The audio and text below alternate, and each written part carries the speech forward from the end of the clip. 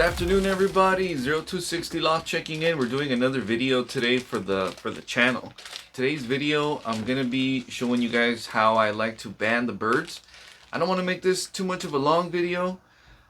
Just a short little video to keep you guys up to date as to what's happening at the loft. I know it's been a while since I posted. I've been really busy just with work and overall just in maintaining the loft. So without further ado, let me go ahead and show you guys what I'm talking about when I say how I band the birds. And then also I wanted to show you guys that I purchased bands from the AU for this season. They're custom bands. They do have my loft name on them. It's 100. You have to buy 100. I bought the 100. Even though this year I'm only planning on raising no more than 20-25 birds, period. So my team is going to be small. I just don't have the capacity to make a bigger team at the moment, so I have to just go with roll with the punches. So hopefully you guys enjoy the video. Let me know in the comments what you guys think, or if you have any suggestions or something that you guys want to see. As you guys know, there was a subscriber in the past that needed help with some training tips. I made a video for the subscriber. Any way that I can help you guys, I'd be more than happy to. Just let me know.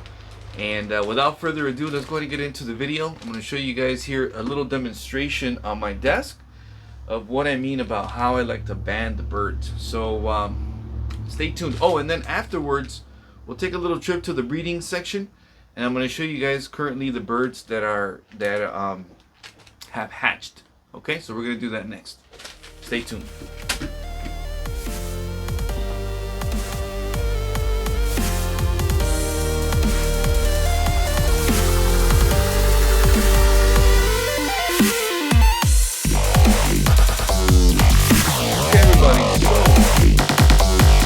Once again, 0260 Loft, we're doing a small demonstration of how I band the birds, baby birds, and the reason why I do it that way. So as you can see, I've made a little toothpick pigeon foot here. I just kind of put it together with toothpicks. And the reason why I made this is because I wanted to show you guys how I like to band the birds and the reason why I do it in that way. So this is a band that like I said, I bought bands for the year. This band just happens to be number 322, and they have my name on them, my loft name 0. That's what I decided to put on the bands. And as you can see, they're AU 2022. These are for racing homers. Okay, so there's different bands. Obviously, there's bands for rollers, there's bands for homers and stuff like that. So these bands are specifically for homing pigeons. So if you look at the band with the number facing up, you can see the top piece has like a silver ring, and it's really smooth. And then the bottom of the ring, it's kind of like the bottom of the band basically, but the ring is not like, you know what I mean? It's kind of like a rough edge, but the front is smooth. So if you can take a look here at the at my makeshift pigeon leg that I made, this ring, when you put it on, what I like to do is obviously you're supposed to put the number on upside down. Okay, and the reason for that is, like I was telling you guys, there's a smooth, and then there's a rough, and there's a smooth. Okay, I didn't know this a while back. I read it online. So you're supposed to put this smooth piece on the pigeon's foot so that it's resting nice and smooth. I'll show you what I mean. This is the band. We want the smooth piece to rest on his foot. Okay? You don't want the rough piece. You want the smooth piece. So here's the foot. I'm going to go ahead and take it upside down. The numbers are upside down. And you just put it on like that. Okay? So when you're banding the babies, okay, you have to be careful. Okay?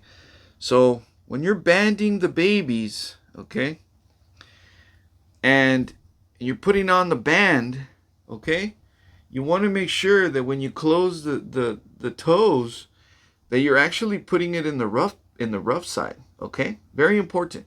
So when you're putting it on, you want to make sure the band is on the rough, and you want to put it on, and then obviously you put the toes back like so. That way, when you're all done, it's upside down. Okay, so that's kind of what I wanted to show you guys, how I band the pigeons here at the loft.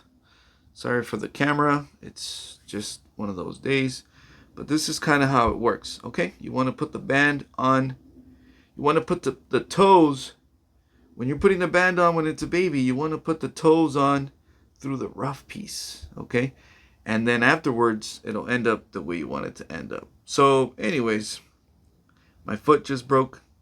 I wanted to show you guys how we put the bands on the baby pigeons. I hope this helps somebody. And show you guys also 2022 bands. Here we go. 300. I got 100 of them for the season. They all have my name on them. They all say 0. Pretty excited. I have them on this dispenser here, so when I'm ready to band, I'll just get the band, take the band out.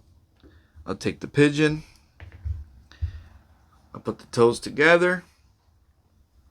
I'll make sure to look at this. I'll make sure to look and make sure I got the rough side.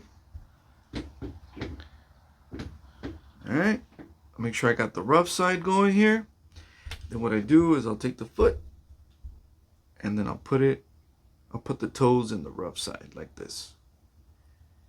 That way when you're done, and the band will be upside down. Okay, which is what you want. You want the band to be upside down because you want the smooth piece to be resting on the foot, on the bottom of the foot. Okay, so like so. Boom, there you go. Now the bands are upside down. When you take the pigeon to the club and they're going to read the band, they hold the bird upside down and then they read off the number. And that is how, ladies and gentlemen, we band the birds here at the loft. So, like I mentioned to you guys, I'm going to show you guys the birds that I have in the breeding section right now. I have 9 pairs. And so let's go ahead and get to it. I'm going to show you guys what's going on in the breeding section.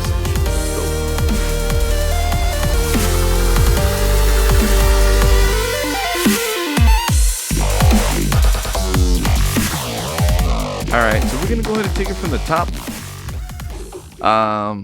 I keep track of the babies, or I keep track of the nests using this type of a layout here. I put the pair number up on the top, or the nest number, the date that I mated them, the cock, the hen, the color, the strains, and then the date that the eggs were laid and when they hatched. So if you can see here, number 1, which happens to be RC in 74, I put them together on the 18th.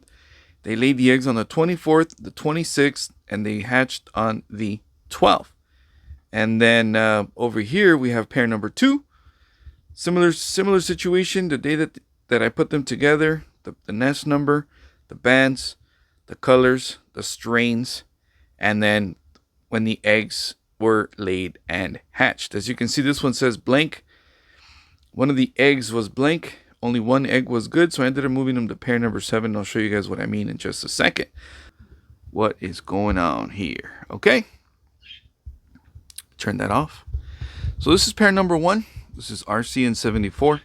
As you can see, they laid eggs on the 24th and the 26th. And the shadow is really going to kill me here. They laid eggs on the 24th and the 26th. And they hatched on the 12th of January. As you can see down there, both babies are doing good. Pair number 2, my little Classens, they laid 2 eggs on the 26th of December. And one of the eggs was empty. So one of the 2 eggs was good. And I went ahead and I fostered the egg over to another pair that also had just one egg that was good. So then they ended up having 2. That's pair number 7. They laid 1 good egg. Pair number 2 laid 1 good egg. So I just put both of the eggs under one pair. And after 10 days, I remove these eggs so that they can lay again. As you guys know, these are the straight Ludos. Ludo Class in Hen, Ludo Class in Cock 2017. So it's been about 10 days now that I removed the eggs. As you can see, the hen is already on the nest. So we're going to try them again. Moving on to pair number 3. We have the bird that I was able to get here from one of the club members. I'm not sure exactly what the strain is. He said something to the lines of Verghese, but I don't know. I've never heard of it. And then this one here is the daughter of pair number 1. She's actually one of my 200-mile race finishers. It was her first time laying eggs. Unfortunately, her first round they were both empty. So after 10 days, I removed the eggs. It's been about 10 days. As you can see, they remade the nest.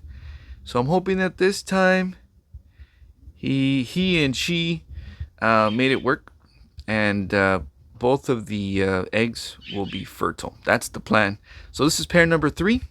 Okay, that's 0093, and that's 8775. Okay, we're waiting on eggs, fresh eggs from pair 3 and pair 2. All right. We're going to come back to pair number 4 in just a second. The reason is because they have a baby that already hatched on the, I believe on the 9th. So I'll show you guys this one in just a second. All right. Moving on to pair number 5. This is 8785 and 2294. She is a red ash bar, and he is a blue bar. And so this was her first time laying as well. So their first round, the eggs were also empty. Her eggs were empty. So I removed the eggs after 10 days. And it's been about 10 days. So I'm hoping that they lay again. She has been going on and off of the nest. So I'm just waiting on them to lay eggs one more time. All right. Going on to pair number 6. The update on pair number 6, this is Hef and 85. They laid on the 26th and the 28th, and the eggs hatched on the 14th. I would show you guys, but I'm using one hand. This is the dad, and this is the mom. They're both Hofkin. This is just kind of what's going on. Pair number 6. And we have Hugh Hefner, and my 85 Hopkins. Both of their eggs hatched, and they hatched on the 14th. They're about 3 days old. All right. Moving on to pair number 7. They laid eggs on the 26th and the 28th. One of the eggs was good, and the other egg was no good. So I ended up fostering one of the babies over here. The eggs hatched on the 14th. So they're a few days old. I'm just letting them do their thing. So they're fostering one baby. The Ludo Classens babies over here with them. So once they grow up, hopefully you guys will be able to tell me which one is the Ludo Classen. Stay tuned. Pair number 7. All right. Pair number 8. Pair number 8 is my silver Hofkin and my 2207, that blue bar that did not have a mate last season. I paired her up with this with 8778. He's the one that was hawk attacked twice. He was also in some races, and they laid, as you can see, they laid on the 21st and the 23rd. The eggs hatched on the 9th, and their babies are doing really good. They've already been banded. So that's the status with these guys, okay? We got babies.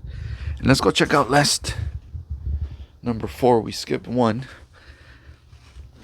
We skipped the nest of the Grizzle and the HVR, and they're going to block the baby. So, anyways, they laid on the 21st and the 23rd. One egg was good, one egg was not good. It hatched on the 9th, and the baby's doing really well. I put my hand in there, but the cock is very aggressive. So we're just gonna give him some privacy. As soon as I get a chance, when the babies are a little bit older, I'll put another video together and I'll show you guys what they look like. I think he's gonna be dark. but no telling it. So that's HVR in the back, and Jansen here. The hen is a Jansen. So let's take a look. All right, everybody. Well, I hope you guys enjoyed the video. Thank you so much for tuning back and getting a little bit of an update as to what's happening here at the loft. Small update. I'll keep you guys posted as soon as I have another one, maybe in a week or two. So for right now, I just wanted to show you guys just what's going on at the loft. So that's it for now. 0260 checking out. Stay tuned for another video as soon as time permits. Thank you for watching, and we'll be back. Stay tuned.